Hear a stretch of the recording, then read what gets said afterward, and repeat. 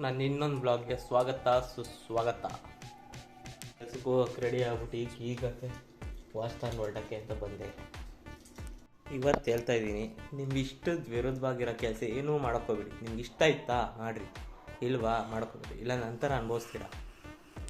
ಯಾವುದೇ ಕೆಲಸನಾದರೂ ಆಗಲಿ, ನಿಮ್ಗೆ ಇಷ್ಟ ಇದ್ದರೆ ಮಾಡಿ, ಇಲ್ವಾ ಇಲ್ಲ ಅಂತ ಹೇಳಿ ಡೈರೆಕ್ಟಾಗಿ. ಇಲ್ಲ ಅಂದರೆ ಸರಿಯಾಗಿ ಅನುಭವಿಸ್ತೀರ. ಈ ಕೆಲಸಕ್ಕೆ ಹೊರಟಿದ್ದೀನಿ, ಗಾಡಿ ತನ್ನ ಸೆಕೆಂಡ್ ಶಿಫ್ಟ್ ಇತ್ತು.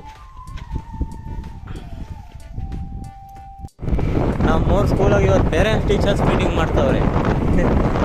ನಾವು ಸ್ಕೂಲ್ಗೆ ಹೋಗ್ಬೇಕಾದ್ರೆ ಪೇರೆಂಟ್ಸ್ ಟೀಚರ್ ಮೀಟಿಂಗ್ ಅಂದರೆ ಅವತ್ತಿನ ದಿವಸ ನಮ್ಮ ಅಮ್ಮಂಗೆ ಹೇಳೋಕ್ಕೆ ಗೊತ್ತಿರಲಿಲ್ಲ. ಅವರೇ ಫೋನ್ ಮಾಡಿ ಕರಿಬೇಕಾಯಿತು, ಇವತ್ತು ಮೀಟಿಂಗ್ ಇದು ಬರಲ್ವಾ ಅಂತ.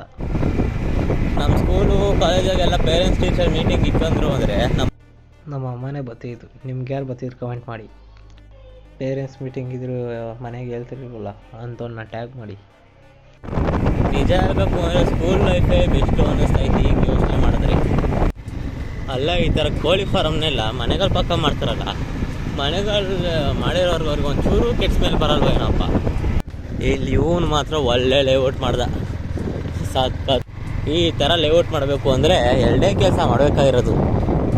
ಇಲ್ಲ ಅಂದರೆ ಮೊದಲನೇ ಕೆಲಸ ತಲೆ ಹೊಡಿಬೇಕು. ಮುಂದಕ್ಕೆ ನಿಮಗೆ ಗೊತ್ತಲ್ಲ. ಅದಾದ್ಮೇಲೆ ನಾನು ಜೂನಿಯರ್ ಸಿಗ್ದ ರೋಡಾಗೆ, ಅವನ ಹತ್ರ ಮಾತಾಡ್ಕೊಂಡು ಮುಂದಕ್ಕೆ ಹೊರಟೆ. ನೈಟ್ ಆಳೆ 10:15 ಆಗೈತೆ. ಈಗ ಸೆಕೆಂಡ್ ಶಿಫ್ಟ್ ಕೆಲಸ ಮುಗಿಸ್ಕೊಂಡು ಹೋಯ್ತಾ ಇದ್ದೀನಿ.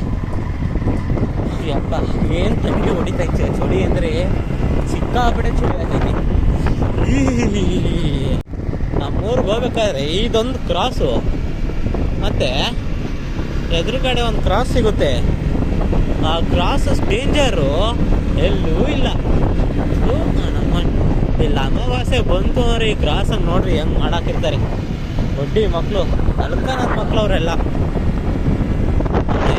ಏನೆಲ್ಲೂ ಸಿಕ್ಕಲ್ಲ. ಇವೆರಡು ಕ್ರಾಸ ಮಾತ್ರ ಫುಲ್ ಡೇಂಜರು.